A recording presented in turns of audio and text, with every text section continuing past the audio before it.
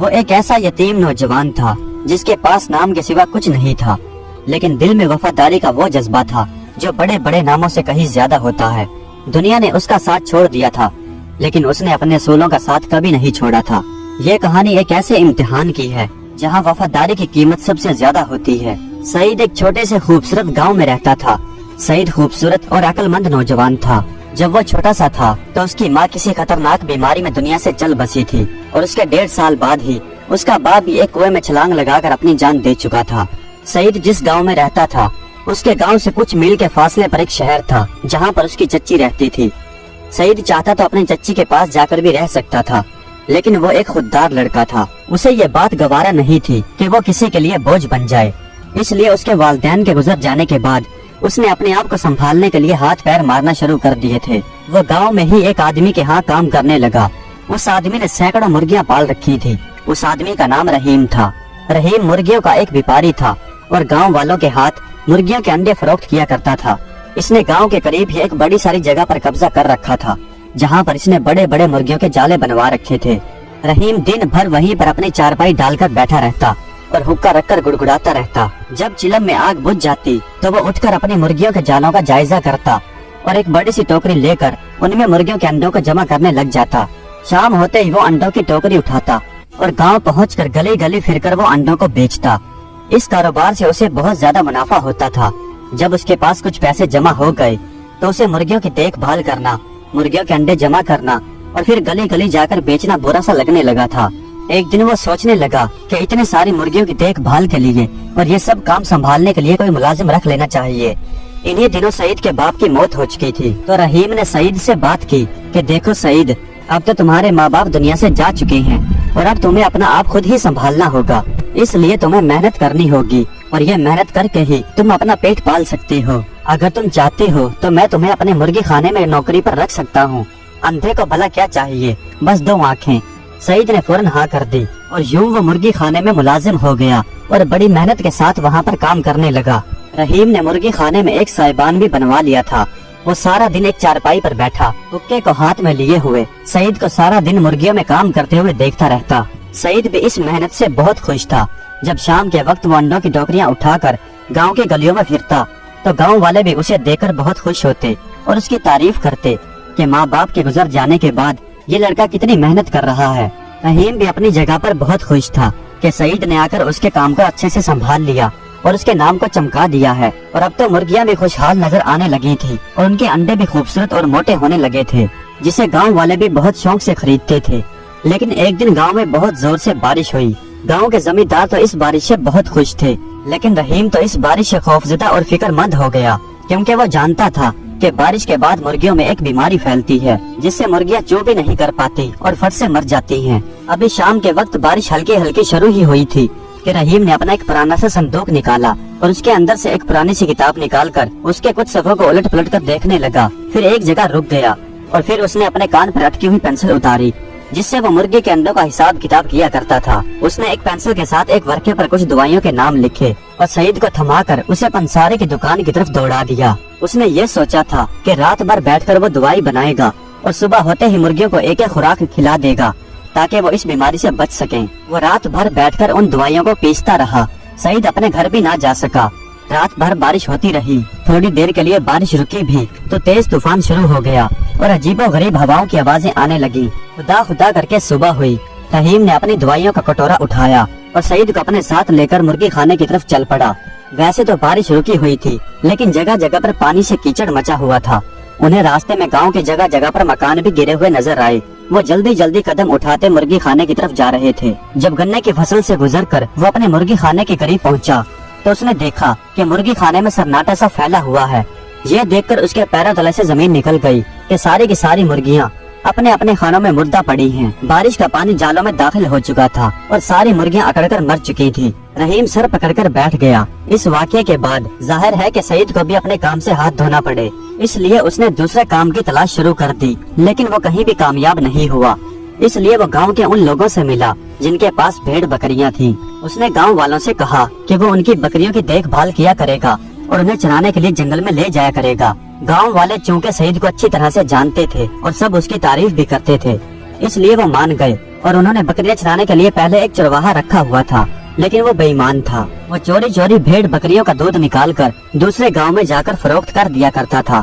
गाँव वालों ने उसे रंगे हाथों पकड़ लिया था। गाँव वालों ने पहले तो उसकी अच्छी तरीके से मरम्मत की, फिर हजाम को बुलाकर उसे सर से टकला कर दिया और गधे पर बिठाकर उसे गाँव से रुखसत कर दिया।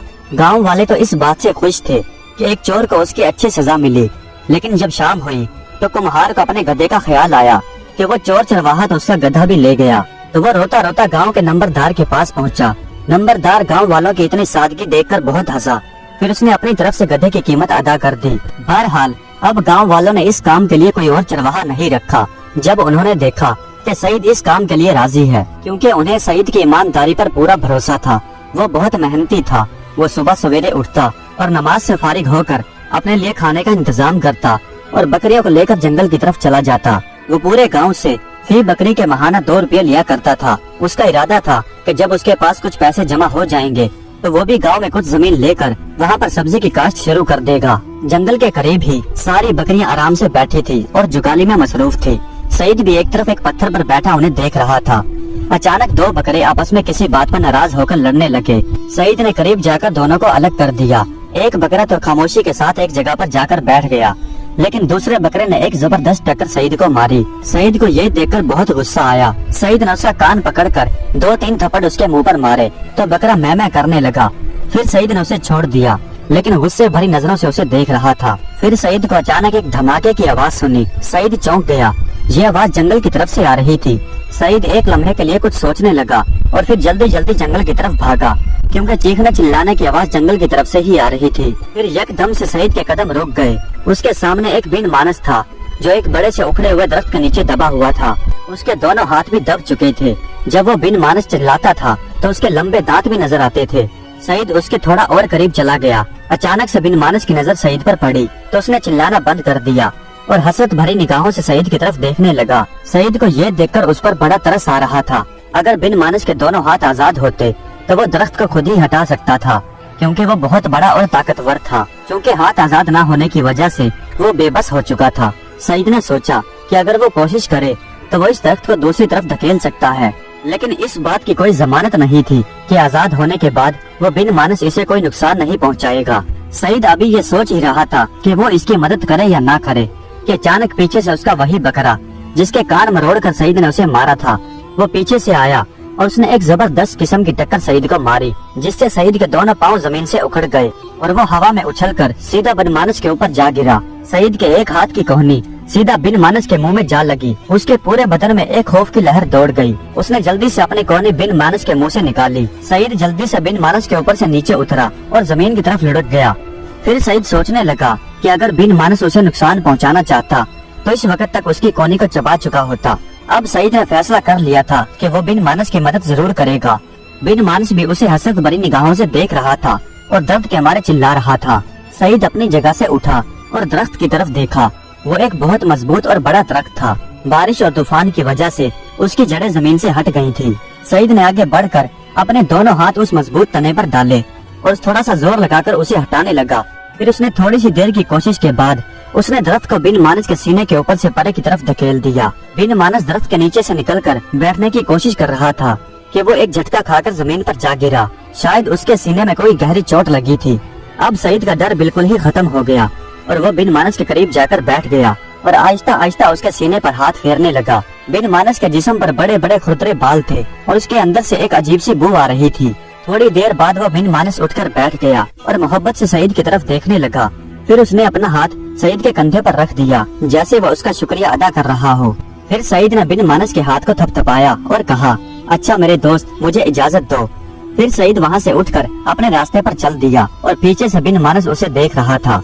रात होने वाली थी। सईद को इस बात की फिक्र थी कि सूरज गुरूब होने से पहले वो जल्दी जल्दी अपनी बकरियों को लेकर गांव में पहुंच जाए। उसने एक जगह पर खड़ा होकर हाथ में लाठी लेकर घुमाई और एक हाथ की उंगली मुंह में दबाकर उसने एक सीटी बजाई। वो सारी भेड़ बकरियां जो एक तरफ चल रही थी वो सीटी की आवाज सुनकर सईद के करीब आ गईं और फिर सईद उन्हें लेकर अपने गांव की तरफ चल दिया। अगले दिन जब सईद अपनी भेड़ बकरियों को लेकर उसी जंगल में उसी जगह पर पहुंचा तो वो देखकर हैरान रह गया कि वही बिन मानस एक ऊंचे से पत्थर पर बैठा हुआ था। अब सईद को उस बिन मानस से खौफ आने लगा था, क्योंकि वो पत्थर पर बैठा हुआ एक देव की तरह नजर आ रहा था। सईद ने सोचा कि यह जानवर कितना खौफनाक है। सईद अभी ये सोच ही रहा था कि वो बिन मानस अपनी जगह से उठा और अपने लंबे लंबे हाथ हवा में फैला दिए और सईद की तरफ बढ़ने लगा। यह देखकर तो सईद के पैरों तले से जमीन निकल गई और वो घबरा गया। सईद ने सोचा कि वो वहाँ से भाग जाए, लेकिन वो चाहकर भी अपने कदमों को वहाँ से नहीं हिला सका। ऐसा लगता था जैसे उसका एक एक कदम 100 किलो का हो गया हो। कल जिस वक्त वो बिन मानस के ऊपर से दरख्त को हटा रहा था, तो न जाने उसमें वो कौन सा जज्बा था जिसने उसका डर खत्म कर दिया था, लेकिन अब उसे बिन मानस से बहुत खौफ आ रहा था। थोड़ी देर बाद बिन मानस सईद के बिल्कुल करीब पहुंच गया।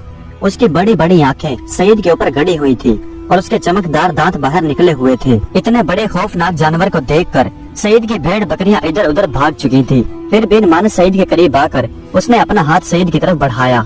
उसके हाथ की हथेली पर एक सेब रखा हुआ था। सईद ने अपने कांपते हुए हाथों से वो सेब उठा लिया और बिन मानस अपने दांत निकालने लगा जैसे वो खुश हो रहा हो। अब उनकी दोस्ती हो गई थी और बिन मानस हर रोज सईद को उसी जगह पर मिलता।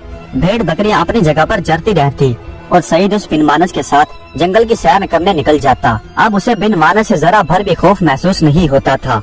एक दिन की बात है, जब सईद गांव वालों की बकरियों को घर घर छोड़ने के बाद नंबरदार की बकरियां घर छोड़ने के लिए गया, तो उसने देखा कि नंबरदार की बीवी एक तरफ कोने में बैठी सुबक सुबक कर रो रही है। ये देखकर सईद परेशान हो गया और सईद ने नंबरदार के नौकर से पूछा कि क्या बात है भाई, नंबरदारनी को क्या हो गया? क्या नंबरदारनी का नंबरदार से झगड़ा हुआ है? नौकर कहने लगा, अरे नहीं भाई, ऐसी कोई बात नहीं है। दरअसल बात ये है कि आज नंबरदार शहर में गया था। उसने कुछ जेवरात खरीदे थे। जब वो वापस आ रहा था और रास्ते में था, सारे जेवरात एक पोटली में बंधे हुए थे। उन्होंने रास्ते में एक दरख्त के नीचे बैठकर खाना निकाला और उसी दरख्त के ऊपर बहुत सारे बंदर छुपे हुए थे। नंबरदार ने जैसे ही रोटी का एक लुकमा अपने मुंह में लिया, तो एक बंदर ने आकर उनके सर से उनकी पगड़ी उठा ली और बंदर दूसरे दरख्त पर जा चढ़ा। नंबरदार ने पहले तो अपना जूता उठाकर उस बंदर की तरफ मारा, फिर अपनी टोपी हासिल करने के लिए बंदर के पीछे भागा, लेकिन बंदर बहुत ऊंचाई पर चढ़ चुका था। वो बेबसी से खाली हाथ मलते हुए जब अपनी जगह पर वापस आए, तो यह देखकर उनके पैरों तले से जमीन निकल गई कि जेवरात की पोटली वहाँ से गायब थी। कोई बदमाश बंदर उस पोटली को ले उड़ा था। नंबरदार ने आसपास के सारे दरख्त छान मारे, लेकिन उन्हें पोटली कहीं भी नहीं मिली और इस तरह वो मायूस होकर घर वापस आ गए। नंबरदारनी ने जब से ये वाकया सुना है, तो उनके आंसू रुकने का नाम नहीं लेते। हालांकि नंबरदार ने उनसे वादा भी किया है कि वो उन्हें और भी जेवर ले देंगे, लेकिन ये बात उनकी समझ में नहीं आती और इस पर हम भी कुछ नहीं कर सकते। जब सईद ने यह सुना तो इस पर अफसोस का इजहार किया। फिर सईद वापस अपने घर आ गया और अगले दिन जब जंगल में गया, तो वो ये देखकर हैरान रह गया कि आज बिन मानस वहाँ पर नहीं है। वो घास पर लेटकर जंगल की तरफ देखने लगा।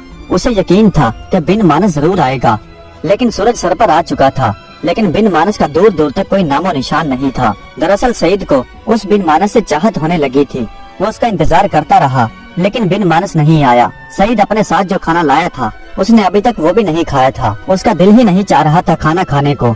वो तो इस बात से परेशान हुए जा रहा था कि कहीं उसके दोस्त बिन मानस को कोई हादसा तो पेश नहीं आ गया। इसलिए सईद ने सोचा कि चलकर देखना चाहिए कि आखिर क्या बात है। वो जगह बिल्कुल सुनसान थी, इसलिए सईद को इस बात की फिक्र नहीं थी कि उसकी भेड़ बकरियों को कोई पकड़कर ले जाएगा। वो जंगल की तरफ रवाना हो गया। पहले तो उसने वो जगह देखी जहाँ बिन मानस उसे अपने साथ ले जाया करता था, लेकिन उसे दूर दूर तक वहाँ पर कोई नजर नहीं आया। फिर काफी देर ढूंढने के बाद सईद एक जगह पर थक कर खड़ा हो गया और सोचने लगा कि अब मैं उसे और किस जगह पर तलाश करूं। अभी वो सोच ही रहा था कि उसके कान में अचानक गोली के चलने की आवाज आई। जंगल के उस पार एक शहर था जहाँ से अक्सर लोग शिकार के लिए जंगल में आया करते थे। गोली की आवाज सुनकर वो वहीं पर सहम कर रुक गया और वो सोचने लगा कि कहीं किसी शिकारी ने मेरे दोस्त बिन मानस को पकड़कर गोली तो नहीं मारती। फिर वो उस सिमत को भागा जिस तरफ से उसे गोली के चलने की आवाज आई थी। फिर थोड़ी देर चलने के बाद वो एक जगह पर रुक गया। सामने कुछ दूर फासले पर एक शिकारी खड़ा था। उसकी पीठ सईद की तरफ थी। उसके एक हाथ में बंदूक थी और दूसरे हाथ में एक पोटली थी और उसके करीब ही एक बंदर पड़ा था जिसके जिस्म से खून बह रहा था, जिसे देखकर कोई भी समझ सकता था कि अब ये बंदर दुनिया से जा चुका है। ये देखकर सईद समझ गया कि ये वही बंदर था जिसने नंबरदार की पोटली को चुराया था। फिर उस शिकारी ने अपनी बंदूक एक दरख्त के साथ टिकाकर खड़ी कर दी और उस पोटली का जायजा लेने लगा। सईद दरख्त के पीछे से निकला और उस शिकारी की तरफ बढ़ा। अपने पीछे आहट की आवाज सुनकर उस शिकारी ने जल्दी से गर्दन घुमाकर पीछे देखा। फिर सईद मुस्कुराकर बोला, अरे अरशद साहब, आप यहाँ कैसे? उस शिकारी ने पोटली को जल्दी से छुपाने की कोशिश की और फिर हैरान होकर सईद से पूछा, अरे तुम यहाँ क्या कर रहे हो? सईद उसे ये तो नहीं कह सकता था कि वो अपने दोस्त बिन मानस को तलाश करते हुए यहाँ तक आया है, क्योंकि इस बात का किसी ने यकीन भी नहीं करना था। इसलिए वो बोला कि दरअसल मैं आपकी गोली की आवाज सुनकर यहाँ आया था। दरअसल मैं इस जंगल में भेड़ बकरियां चराने के लिए आया करता हूँ, और आपने इस बंदर को मारकर बहुत अच्छा किया, क्योंकि कल ये नंबरदार साहब की एक जेवरात की पोटली लेकर भागा था। और अरशद साहब, नंबरदार साहब तो अक्सर आपका बहुत याद किया करते हैं। वो गांव के चौराहे पर जब भी बैठते हैं तो सबसे पहले आपका जिक्र करते हैं और फिर शिकार का जिक्र होता है।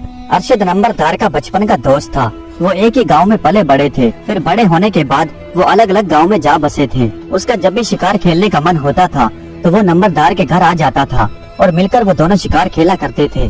सईद की बात सुनकर उसने जेवरात की पोटली को छुपाना मुनासिब नहीं समझा, इसलिए उसने पोटली को निकाला और सईद की तरफ बढ़ाते हुए बोला कि मैं तुम्हारे ही गांव आ रहा था।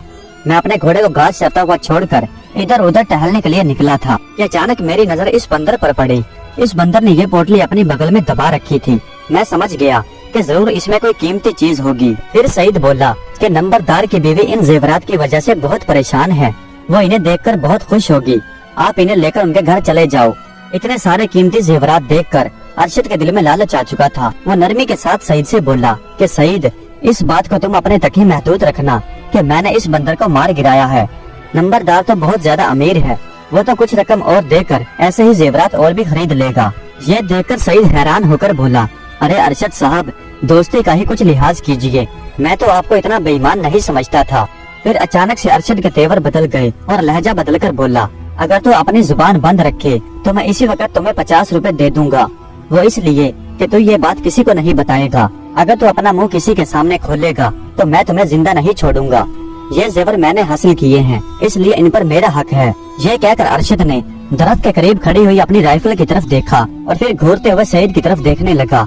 सईद समझ गया था कि अरशद की आंखों पर लालच ने पट्टी बांध दी है और वो उसे जिंदा नहीं छोड़ेगा। लेकिन सईद को ये बात भी गवारा नहीं थी कि वो 50 रुपए के लालच में वो भी इस जुर्म के अंदर शामिल हो जाए। इसलिए उसने थोड़ी देर तो इधर उधर देखा और फिर अचानक से सईद के हाथ से वो बोतली झपट कर एक तरफ भाग निकला। अरशद को सईद से इस बात की बिल्कुल भी तवक्का नहीं थी। उसने जल्दी से अपनी राइफल उठाई और भागते हुए सईद की तरफ एक फायर दाग दिया। फायर जल्दी में किया गया था, इसलिए निशाने से चूक गया।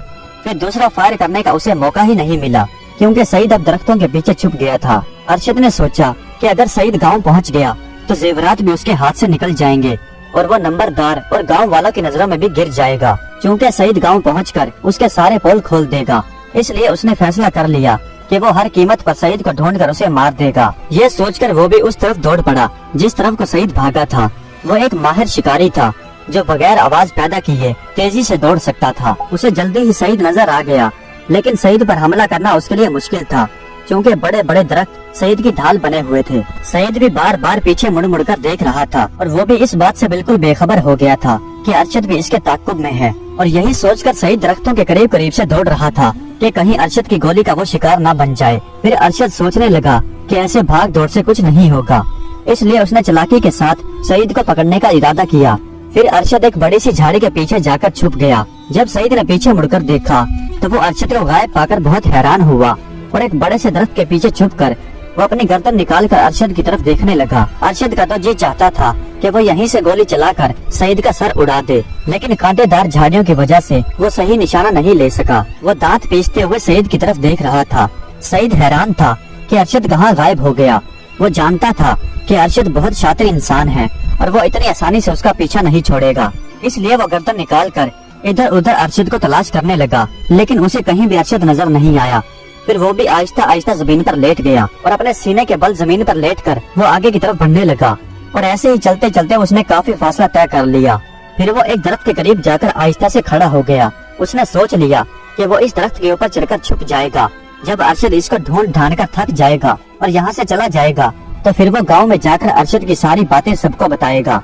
सईद बड़ी फुर्ती के साथ उस दरख्त पर चढ़ा और ऊंचाई पर पत्तों के दरमियान जाकर छुपकर बैठ गया। उसे इस बात का नहीं पता था कि अरशद उसके ताक़ुब में है। सईद को दरख्त पर चढ़ते हुए देखकर अरशद के चेहरे पर मुस्कुराहट सी फैल गई, इसलिए वो आहिस्ता आहिस्ता उसी दरख्त के करीब आया जिस दरख्त पर सईद चढ़ा हुआ था। सईद समझ चुका था कि अब खेल खत्म हो चुका है, इसलिए वो आहिस्ता आहिस्ता दरख्त से थोड़ा नीचे आया और वो पोटली अरशद की तरफ फेंकते हुए बोला कि इन्हें संभालो, इन जेवरात ने तुम्हें अंधा कर दिया है। अरशद ने कहा, अंदाज तो तुम्हारा ऐसा है जैसे तुमने मुझ पर कोई एहसान किया हो, लेकिन अभी बात खत्म नहीं हुई। मैं जानता हूँ कि अगर मैंने तुझे जिंदा छोड़ दिया तो तू गाँव में जाकर मेरी सारी बातें बता देगा। इस बात के सिर्फ तुम ही राजदार हो कि नंबरदार की पोटली मैंने बंदर से हासिल कर ली है। तुम्हारी मौत इस बात का सबूत रहेगी कि ये बात राज की राज ही रहे। ये कहने के बाद अरशद ने राइफल का रुख दरख्त के ऊपर बैठे हुए सईद की तरफ मोड़ दिया। अरशद ने सईद के सर का निशाना लिया और अभी कोई ही लम्हा था कि राइफल का घोड़ा दबते ही गोली सईद का काम तमाम कर दे। फिर एक भयानक चीख ने अरशद के अवसान खता कर दिए। इसने घबराकर पीछे देखा तो एक बहुत बड़ा बिन मानस उसके बिल्कुल सर पर पहुंच चुका था। बिन मानस को देखकर सईद की खुशी से चीख निकल गई। बिन मानस के एक ही वार से अरशद दूर जाकर जमीन पर गिरा और उसके हाथ से राइफल छूट गई। अरशद के मुंह से चीखें निकलने लगी और वह रहम तलब की नजरों से बिन मानस की तरफ देख रहा था। फिर बिन मानस ने अपना ताकतवर पाँव उसके सीने पर रख दिया और उस पर सवार हो गया। अरशद के मुंह से एक खून का फव्वारा निकला और वह वहीं पर दम तोड़ गया। फिर सईद जल्दी जल्दी दरख्त से नीचे उतरा और बिन मानस के साथ चिपक गया। बिन मानस का वजूद कुछ गीला गीला लग रहा था, जैसे वह पानी से निकल कर आया हो। अपने दोस्त की जान बचाकर बिन मानस भी बहुत खुश नजर आ रहा था। फिर उसने अपने दोस्त का हाथ पकड़ा और उसे लेकर एक तरफ चल दिया। थोड़ी दूर के फासले पर एक पानी की बड़ी सी झील थी जो जंगल में दूर दूर तक फैली हुई थी और उसके अंदर बड़े बड़े दरख्त के लकड़ पड़े हुए थे। फिर बिन मानस एक लकड़ के ऊपर जाकर बैठ गया और अपने पाँव पानी में मारने लगा। पाँव मारने से वो लकड़ आगे की तरफ चलने लगा।